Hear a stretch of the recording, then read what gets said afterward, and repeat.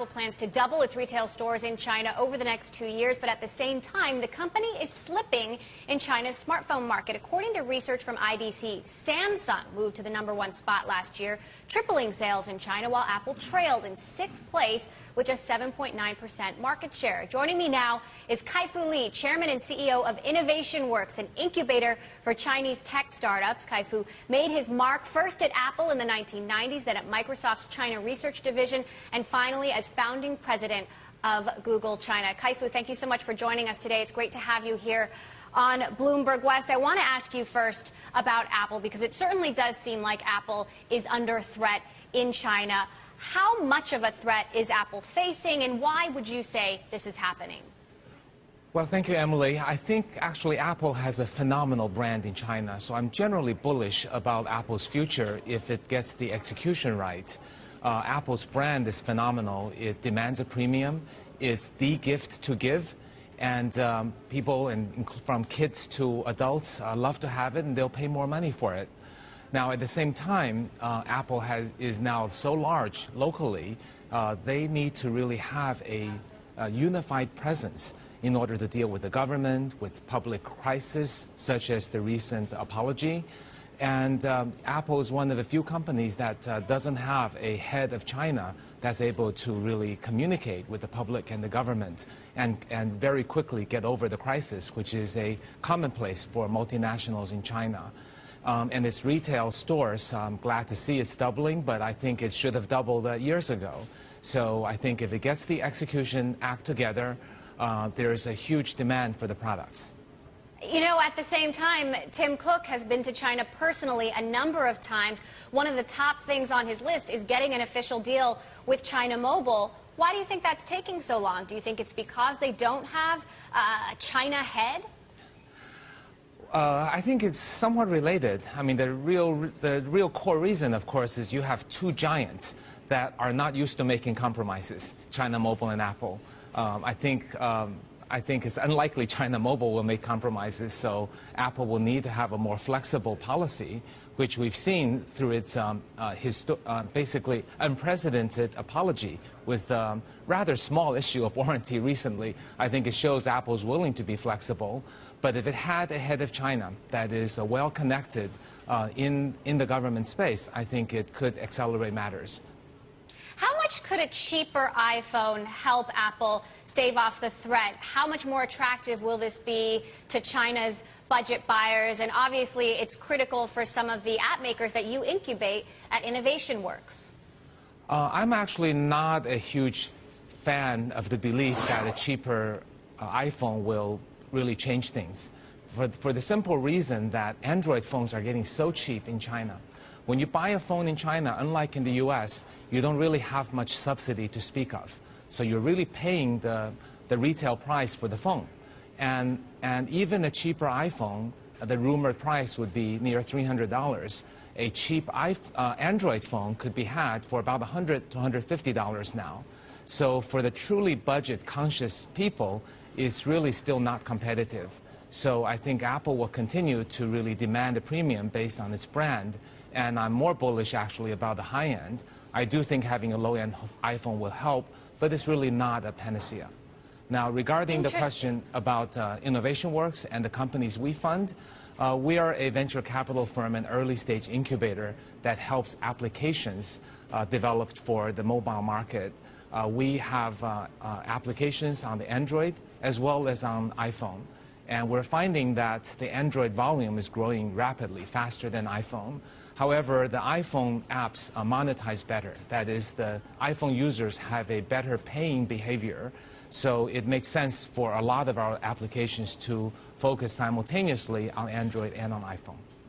Now, at Innovation Works, you are constantly looking at for the best innovations out of China. You have said in the past that you think inventing the next iPhone is out of reach for China right now. How would you compare innovation in China versus the United States? Because there's a perception here that, you know, Chinese tech companies are a bunch of copycats. Yeah, I think that's a somewhat unfair accusation. Now, it's true, a lot of Chinese tech companies started by taking the ideas from the U.S., but companies throughout the world do that.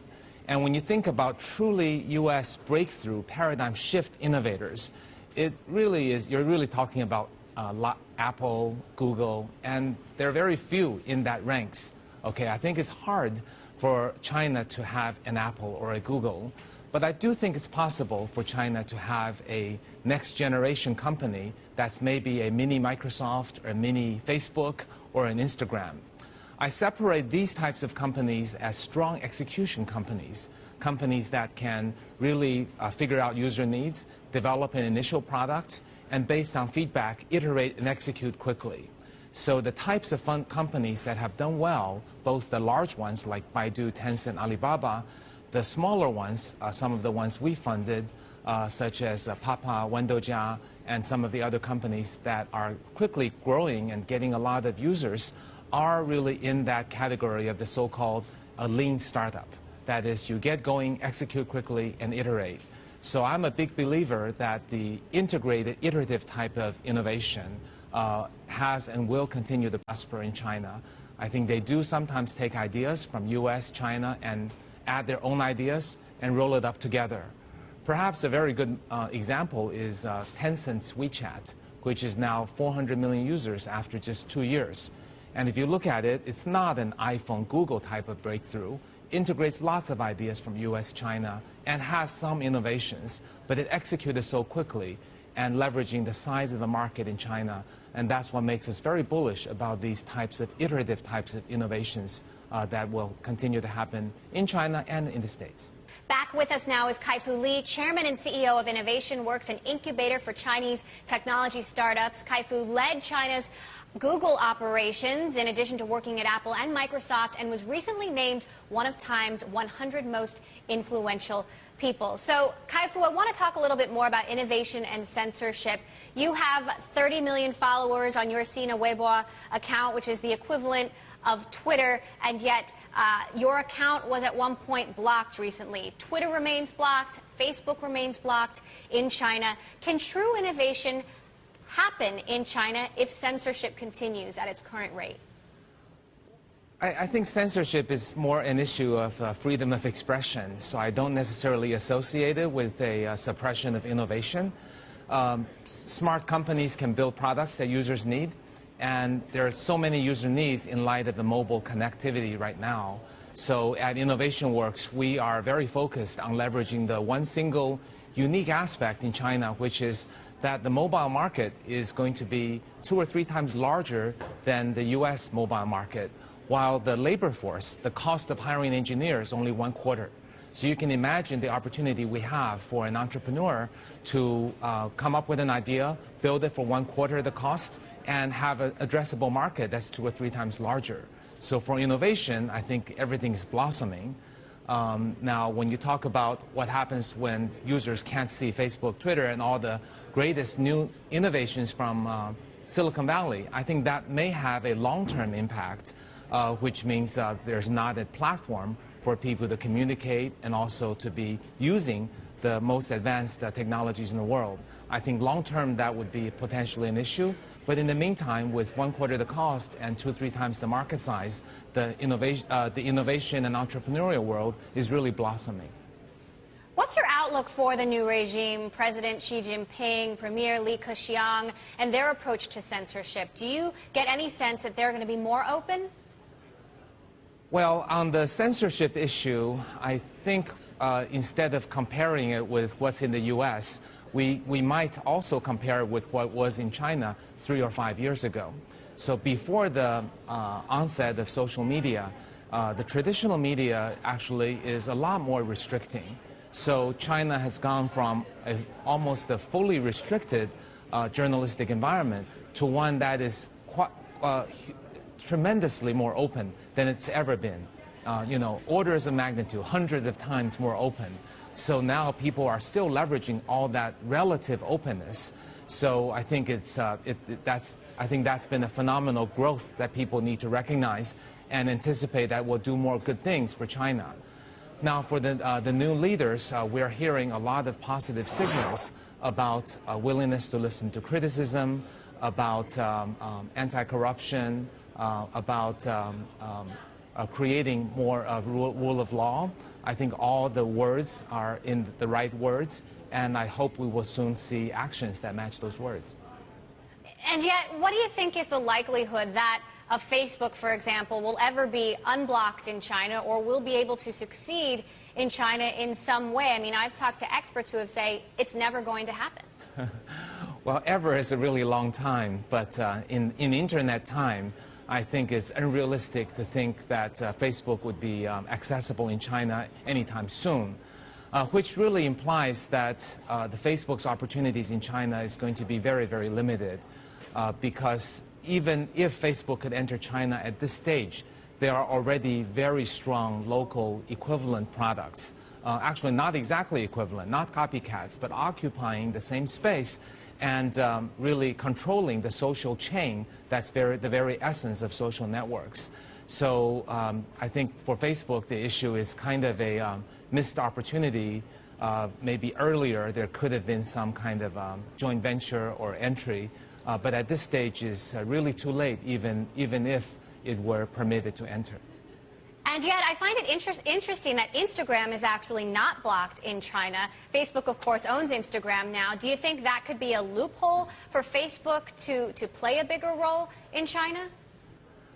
I think it's going to be difficult because it's actually harder to ensure photos are meeting with censorship expectations than text.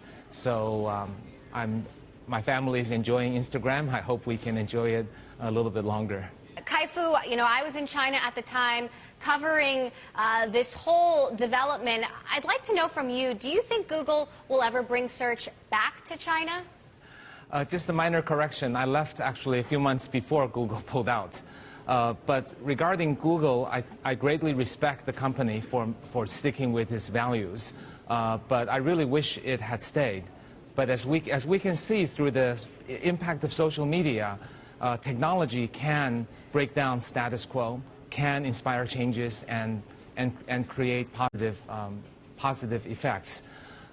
So Google has chosen to not participate, and I think it's going to become increasingly hard as its market share has plummeted down to 3 or 4%, and its relationship with the government is non-existing.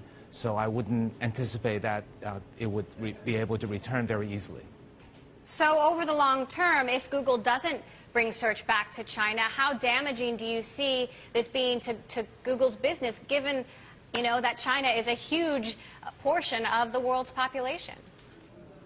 Well, I think when Google pulled out a few years ago, all the analysts and shareholders have figured in that China was not going to be part of the addressable market by Google. So whatever downside there may be, it's already priced in to the shares of the stock and also user expectations. It's a pity, but it's pretty much a done deal. All right. Well, Kai-Fu Lee, really fascinating to hear your thoughts on a wide range of issues, technology in China and U.S. companies trying to make their way into China. Kai-Fu Lee, Chairman and CEO of Innovation Works, thanks for joining us today. Thank you. On Bloomberg West.